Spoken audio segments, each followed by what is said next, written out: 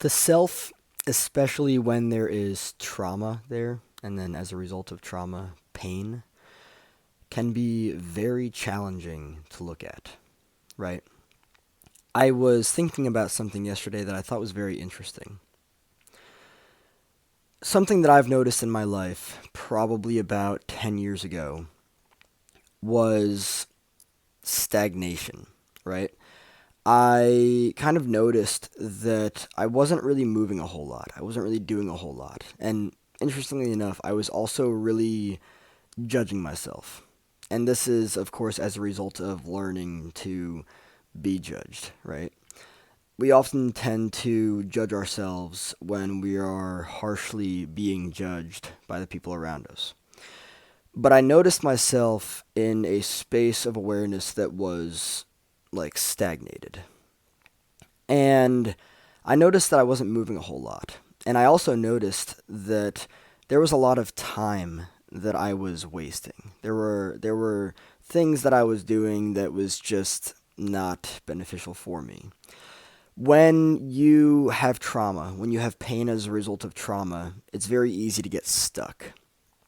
It's very easy to find yourself stagnated and just kind of like confused, right? You don't really know what it is that you want. You don't really know what it is that you're doing. Um, and when you don't really know what it is that you want, there's also sometimes a possibility that what you're doing is what it is that like what you're already doing is what it is that you want. But you have all these ideas, and these ideas stop you from realizing that what it is that you're already doing is what you want, right? We grow up with these ideas that we can't do this or that we can't do that or that this or that is just not going to be it for us, right? It doesn't matter what it is. We grow up in a society that normalizes this but thinks that that's just a deviation and there's no way that you can be successful in that way. Um, and these ideas, these beliefs, we are oftentimes sold on, right? Um, but getting back to the pain, pain kind of blinds us from life. It kind of blinds us from ourselves because what it's doing is it's like stopping us in our tracks, right? The biggest thing that it's stopping us from is looking at ourselves. I would argue that this is the reason that so many people focus on other people's lives. You know, you see it in the media, you see it in pop culture. What is that person doing? What is that person doing? Well, what are you doing? What does your life look like? What is your ability like to look at yourself, and why? If you don't look at yourself, why don't you look at yourself? Is it painful? What's the pain? Is there trauma there? What's the trauma? Right? And even saying that, like, a lot of people turn their heads away. They don't want to know. And it's just like, you can only go so far with that. I don't really believe that a person is going to have a wholesome experience of life if they don't look at themselves. I really do. I believe that. Um, and I think that pain stops a lot of people from looking at themselves because it's really uncomfortable to look at the pain. It's really uncomfortable to sit with it and to just allow it to be there. That's a real thing. It's a very real thing. Um, I remember what things were like for me about a decade ago. I remember how different life was for me.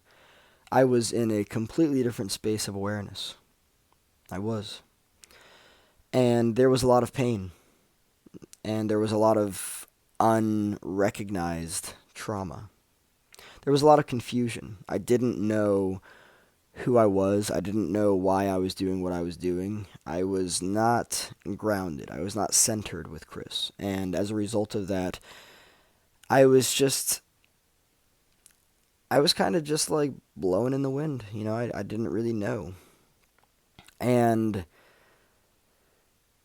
when you have trauma, when you have pain that you don't understand, you tend to utilize, unconsciously probably, defense mechanisms, right? You throw your stuff, you throw your pain, you throw your trauma your suffering at the world. And then if the world is asleep enough, the world confuses it for their stuff. Right? It's very interesting. It really is. This is why awareness is key. I felt for the longest time that I was just going to remain stuck. I did. I felt for the longest time that I was just going to remain stuck. And then when I started doing the work, when I started looking at myself, I started to realize, oh, I can just do this and it releases the blockages. It's pretty interesting. Yeah, so when I started doing the work is when life started making sense to me. Life is not going to make a whole lot of sense when you've got a bunch of blocked, stagnated energy that doesn't go anywhere, that just continues to cause turbulence in your life. Look at yourself.